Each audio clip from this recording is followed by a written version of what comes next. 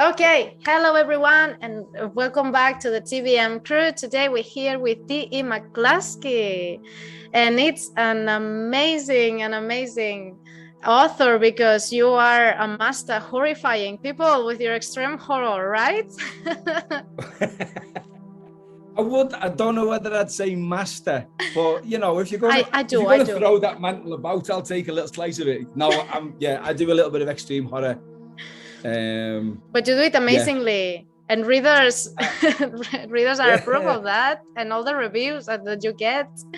Tell us a bit about your work. Well, the reviews for my extreme horror, they are pretty good. Yes.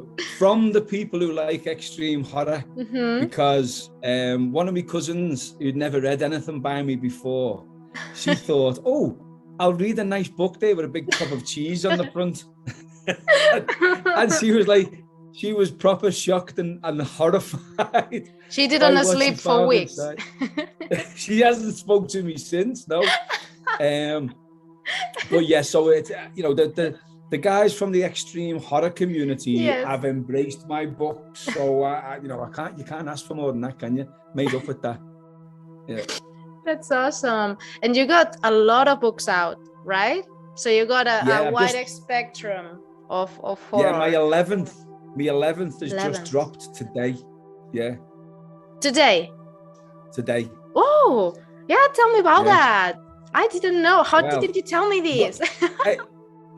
As luck would have it, I've got a copy right here. It's this one. Today. Today. So talking about extreme horror, and I do mainstream horror and I do horror comedy. This is as far away from horror as you can get. That's an amazing one. Yeah, so this is my children's book, called A Seagull Tale, and nobody dies. Oh. Nobody dies. Yeah. So I think it's the first book I've done that nobody dies in. I am looking forward to reading it because you're so fun, and I'm sure it's very fun. Because obviously it's for the kids. It's for between the ages of 5 and 9, probably. Yes. So it was a load of fun writing it. So hopefully that will come out in the words. I'm sure about it. I can't wait to have. I really want to get a copy. I will. Because as I say, you can get the paperbacks on Amazon now. But you can't get the Kindle for another week or so because I've messed up, so the paperbacks are out now. So if you want a copy, go and get a copy now. If you want an e-copy, you'll have to wait a little bit. And your latest release in horror was Zola, right? Was that me? Yeah, it was. Yeah, that was my last release. Yeah, that was an extreme horror novella. Yeah. Yes. And he got an amazing reaction, right, from readers? Well, yeah, one of the girls, there's a podcast out called Mothers of Mayhem, and they're sort of like really involved with the Godless site. Yes. And the girl from that, Marion, she read it and she said it was the most extreme horror book she'd ever read. She said she has it because she's a nurse, so she said she's got no sort of gag reflex, so she's like nothing phases her. And she said she had to put my Zola book down twice. Wow, but that's actually amazing for a horror book. Yeah, that was I took that as a badge of honor. So she said she loved it. So there you go. I horrify people. Can't ask for more. Yeah, horrify people to actually make people want to be sick. So because I've wrote that one and it is pure extreme horror, in order to cleanse my mind, I've had to write a children's book because not all my novels and stories are horrific. Yes. Yeah. I mean that in a good way. What do you think are your influences? Oh, geez. I'll tell you, Roald Dahl, biggest influence right the way across the board, because Roald Dahl writes fantastic books for kids, but they're creepy. They're there's something sinister and creepy about them, and I absolutely love that. So there's a lot of influences of Roald Dahl in my children's books, and also in my adult books as well, because I like to make the adult books, even though some of them are really, really, really horrific and gory and make you gag and stuff like that. There's a lot of humor in them too. So I try my best to actually influx as much humor in it, so it's sort of ground. So you can be the most scared you could ever be, or the most you could ever be reading a book. But then the next bit is going to make you laugh. So that's the way I try to work it, you know. Roller coaster of emotions. Yes. Exactly. Up and down, and then do a loop. Yes. And it's awesome. To the back of the queue. Yeah. It's awesome when in a book it's the horror and the fun, they're also together, because when you find a book that can actually make you laugh, and then it just scares you completely, it's a good mix of emotions for a reader. Well, I think you need a little bit of humor in horror, because otherwise it becomes too intense. And so you just build up and build up and build up and build up and build up. But if you've got this intenseness that builds up, and then you can break it with a little bit of humor, and then you go in with the knife. It's like, but you expect it less. Going, you come back behind them with the knife and go. When the least expecting it. I think readers can already start imagining your style. What is the book they should start with from yours? Well, my first book was The 12. That's my first novel. Yes. It's also my bestseller to date. So that's where I sort of I cut my chops in the writing. So I love it. I think it's one of for me, I love all my books, obviously, because they're all like my babies.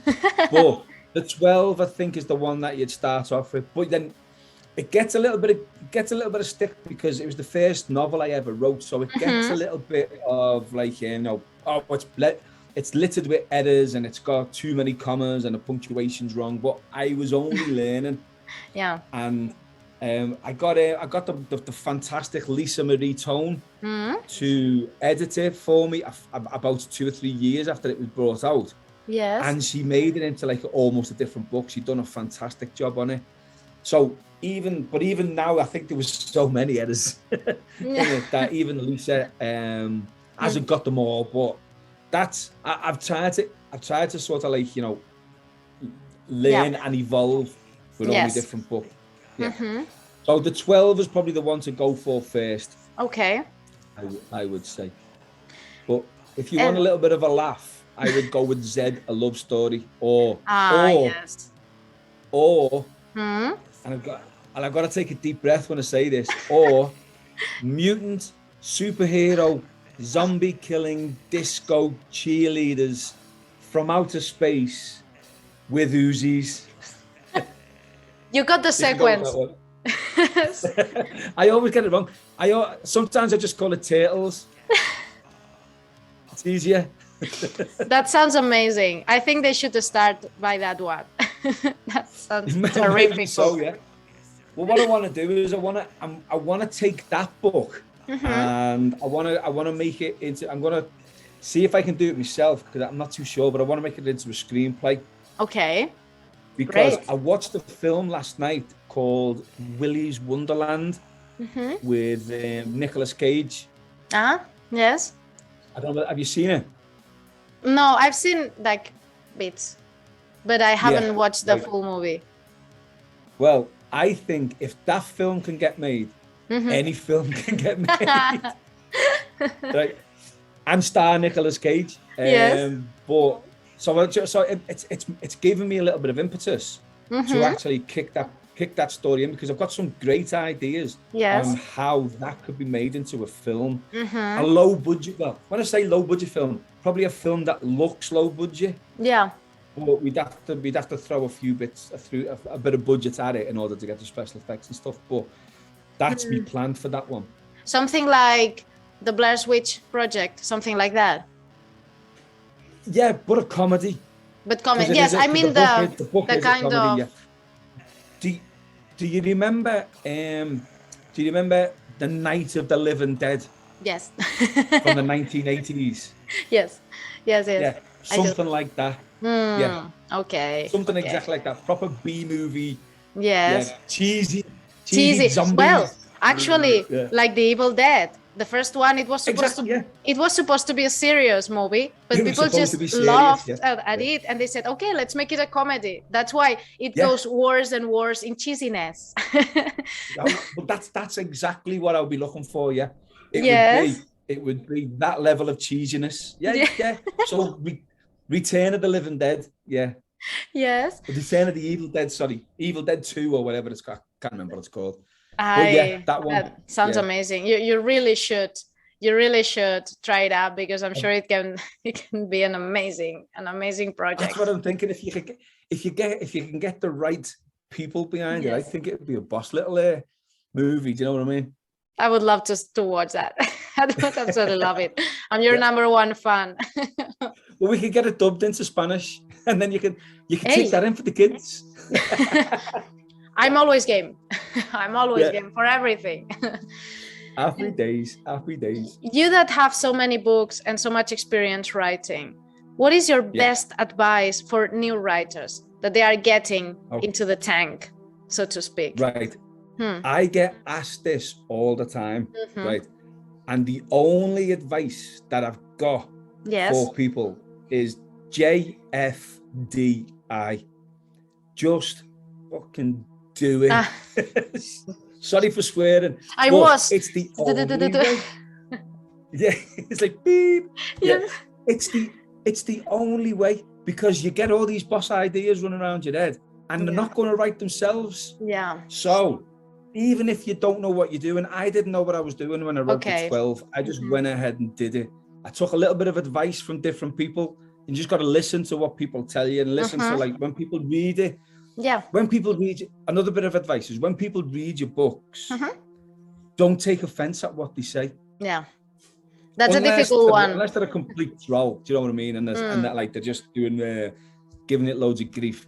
But don't take offense, because 9 times out of 10, people are trying to help you. People are going to give you advice in order to help you. I'm not slagging your book off. I'm just saying, this is what you need to look at maybe doing in order to make it better, make it into a novel. Yeah. Yes. Because people think because they've got pages and pages and pages of text and books, they think text and a story, they think they've got a novel, and they haven't. It could be miles and miles and miles away. When I first did the 12, I took advice from some guy who I know. He's never wrote a book, but he works in books. He's an ex-librarian. He owns a book shop and stuff like that. And he said, Dave, this is great. He said, but it's nowhere near a novel. And I was like, it is. It's 60,000 words. How could it not be a novel? But he was 100% right. Look at it. It's a novel. It's a novel. I've done it. And he's like, that. No, you haven't. So I had to revise that book probably around about 15 times. Wow. And now, because I did that with my first book, that's what I do with all my other books. Yeah. So I write the first draft, close the first draft off, and I'll go and do something else. And then I'll come back to it. But that, before I release a book, before I release the likes of Seagull Tale, I've revised that book at least 12 to 15 times. Wow. Removed all the mistakes, and then I've had it edited, and then I've had it proofread, and then I've gone through it again one more time before it makes a book.